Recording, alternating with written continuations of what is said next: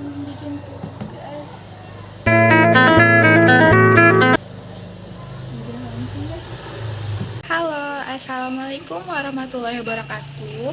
Perkenalkan, nama saya Bunga Alida Zahra dari kelas 6A, Program Studi Pendidikan Agama Islam, Institut Agama Islam Negeri Pontianak. Kali ini saya akan membahas beberapa pertanyaan terkait dengan praktik bisnis pendidikan. Nah, jadi untuk pertanyaan pertama itu terkait dengan bagaimana urgensi kemitraan dalam bisnis pendidikan serta dengan contoh kemitraan yang efektif. Jadi menurut saya kemitraan dalam bisnis pendidikan itu merupakan kerjasama yang dilakukan oleh lembaga pendidikan dengan pihak lain untuk mencapai tujuan bersama yang saling menguntungkan. Nah, dalam era yang semakin berkembang ini, lembaga pendidikan itu tidak dapat berjalan sendiri karena kebutuhan pendidikan semakin kompleks.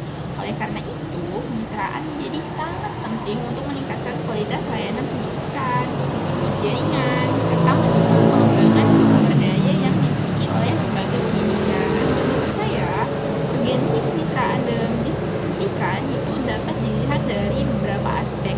Yang pertama, kemitraan itu dapat membantu lembaga pendidikan memperoleh sumber daya yang lebih baik.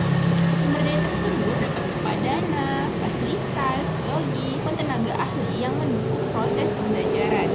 Tidak semua sekolah atau lembaga pendidikan memiliki kemampuan untuk menyediakan seluruh kebutuhan pendidikan secara mandiri. Melalui kemitraan, keterbatasan tersebut dapat diatasi. Nah, yang kedua, kemitraan ini dapat meningkatkan kualitas pendidikan. Ketika sekolah ini bekerja sama dengan perguruan tinggi, dunia usaha, industri, maupun organisasi masyarakat, peserta didik ini memperoleh pengalaman belajar yang lebih luas. Jadi mereka tidak hanya belajar teori di kelas, tetapi juga mendapatkan pengalaman praktis yang relevan dengan kebutuhan dunia kerja dan perkembangan masyarakat.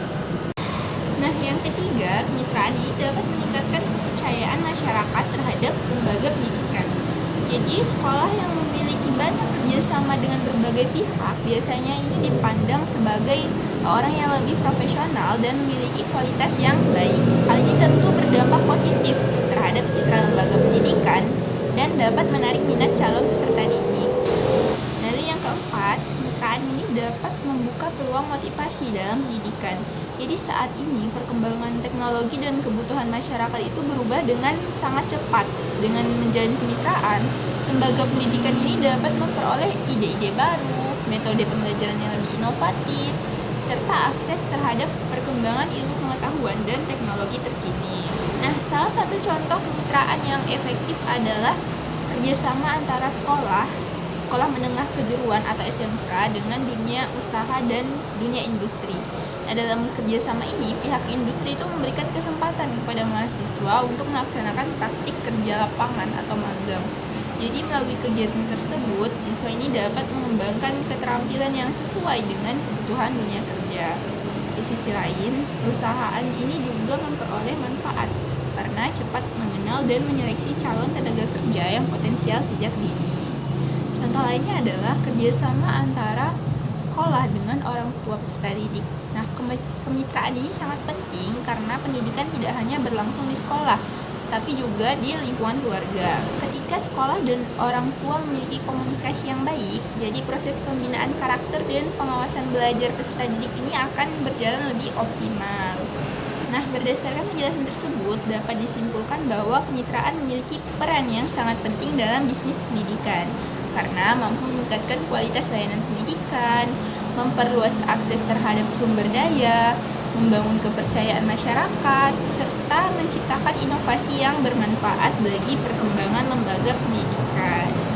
Nah, lanjut untuk yang pertanyaan kedua terkait seberapa besar pengaruh teknologi dalam pemasaran dan branding bisnis di bidang pendidikan serta faktor-faktor yang mempengaruhinya. Jadi, pada era digital saat ini, teknologi itu memiliki pengaruh yang sangat besar terhadap pemasaran dan branding bisnis pendidikan. Bahkan dapat dikatakan bahwa teknologi telah menjadi salah satu faktor utama yang menentukan keberhasilan suatu lembaga pendidikan dalam menarik minat masyarakat. Nah, dahulu promosi lembaga pendidikan ini banyak dilakukan melalui brosur, spanduk, baliho, atau promosi dari mulut ke mulut. Namun saat ini pemasaran pendidikan telah berkembang ke arah digital marketing yang memanfaatkan berbagai platform teknologi seperti website, media sosial, aplikasi pendidikan, dan mesin pencarian internet. Nah, pengaruh teknologi dalam pemasaran pendidikan ini dapat dilihat dari kemampuannya menjangkau masyarakat secara lebih luas melalui media sosial seperti Instagram, Facebook, TikTok, dan YouTube. Informasi mengenai sekolah, madrasah, kursus, maupun perguruan tinggi ini dapat diakses oleh masyarakat kapan saja dan di mana saja. Dengan demikian, promosi menjadi lebih efektif dan efisien dibanding metode konvensional. Nah, selain itu, teknologi juga berperan dalam membangun branding lembaga pendidikan. Branding ini merupakan upaya membentuk citra atau identitas suatu lembaga di mata masyarakat. Jadi dengan adanya teknologi, lembaga pendidikan ini dapat menampilkan berbagai keunggulan yang dimiliki seperti prestasi siswa, kegiatan pembelajaran, fasilitas sekolah, program unggulan, hingga testimoni alumni. Misalnya sebuah sekolah yang aktif mengunggah kegiatan pembelajaran kreatif, prestasi siswa, program keagamaan melalui media sosial akan lebih mudah dikenal oleh masyarakat. Jadi citra positif tersebut dapat meningkatkan kepercayaan masyarakat dan mendorong calon peserta didik untuk memilih sekolah tersebut. Menurut saya, pengaruh teknologi dalam pemasaran dan branding pendidikan ini sangat besar karena hampir seluruh masyarakat saat ini menggunakan internet sebagai sumber informasi utama. Jadi sebelum memilih sekolah atau perguruan tinggi, banyak orang terlebih dahulu itu mencari informasi melalui internet. Oleh sebab itu, lembaga pendidikan yang mampu memanfaatkan teknologi dengan baik akan memiliki peluang yang lebih besar untuk berkembang. Adapun beberapa faktor yang mempengaruhi keberhasilan penggunaan teknologi dalam pemasaran dan branding pendidikan, antara lain itu yang pertama, kualitas konten. Jadi konten yang menarik, informatif, dan relevan ini akan lebih mudah menarik perhatian masyarakat. Konten ini dapat berupa foto, video, artikel, maupun infografis. Nah, yang kedua, kemampuan sumber daya manusia.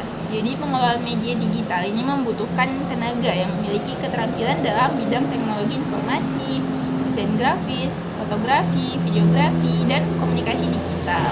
Nah, yang ketiga, konsistensi dalam mempublikasi. Jadi, lembaga pendidikan ini perlu secara rutin membagikan informasi agar tetap dikenal dan diingat oleh masyarakat.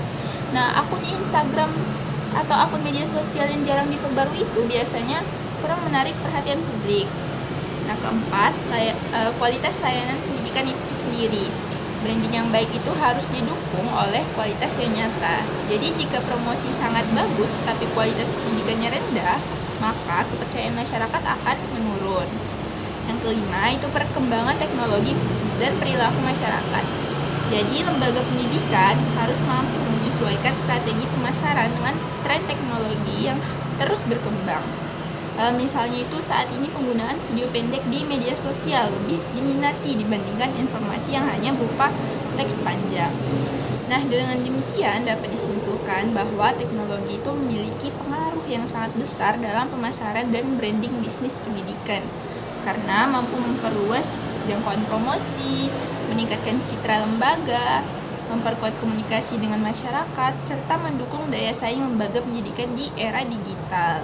Selanjutnya, terkait pertanyaan ketiga, yaitu terkait seberapa besar minat saya untuk terjun ke dalam bisnis pendidikan, serta alasannya. Nah, jadi sebagai mahasiswa program studi pendidikan agama Islam, saya memiliki minat yang cukup besar untuk terjun ke dalam bisnis pendidikan. Nah, minat tersebut muncul karena saya melihat bahwa dunia pendidikan ini tidak hanya memberikan manfaat ekonomi, tetapi juga memberikan manfaat sosial yang sangat besar bagi masyarakat. Jadi, alasan pertama, bisnis pendidikan ini merupakan bidang yang sesuai dengan latar belakang pendidikan yang saya tempuh saat ini. Jadi selama kuliah, saya itu mempelajari berbagai aspek pendidikan, mulai dari pembelajaran, kurikulum, evaluasi, hingga manajemen pendidikan. Nah, pengetahuan tersebut dapat menjadi modal yang berharga apabila saya mengembangkan usaha di bidang pendidikan. Lalu alasan kedua, kebutuhan masyarakat terhadap pendidikan ini kan selalu ada. Nah, pendidikan ini merupakan kebutuhan penting yang tidak akan pernah hilang. Oleh karena itu, bisnis pendidikan ini memiliki peluang yang cukup baik untuk berkembang, baik dalam bentuk lembaga kursus, bimbingan belajar, latihan keterampilan, penyediaan media pembelajaran, maupun platform pendidikan berbasis digital. Lalu alasan ketiga, bisnis pendidikan ini memberikan kesempatan untuk berkontribusi secara langsung terhadap peningkatan kualitas sumber daya manusia. Jadi melalui usaha di bidang pendidikan, saya tidak hanya memperoleh keuntungan finansial, tapi juga dapat membantu peserta didik memperoleh ilmu pengetahuan, keterampilan, dan karakter yang baik ya tentunya. Lalu alasan keempat, perkembangan teknologi ini membuka banyak peluang baru dalam bisnis pendidikan. Jadi saat ini pembelajaran tidak hanya dilakukan secara tatap muka, tetapi juga dilakukan secara daring melalui berbagai platform digital. Nah, kondisi ini memberikan kesempatan bagi siapa saja untuk mengembangkan layanan pendidikan yang lebih inovatif dan mudah diakses oleh masyarakat. Lalu alasan kelima, saya memiliki ketertarikan terhadap kegiatan mengajar dan berbagi ilmu. Nah, sebagai calon pendidik, saya ini merasa bahwa pendidikan merupakan bidang yang dekat dengan minat dan kemampuan yang saya miliki.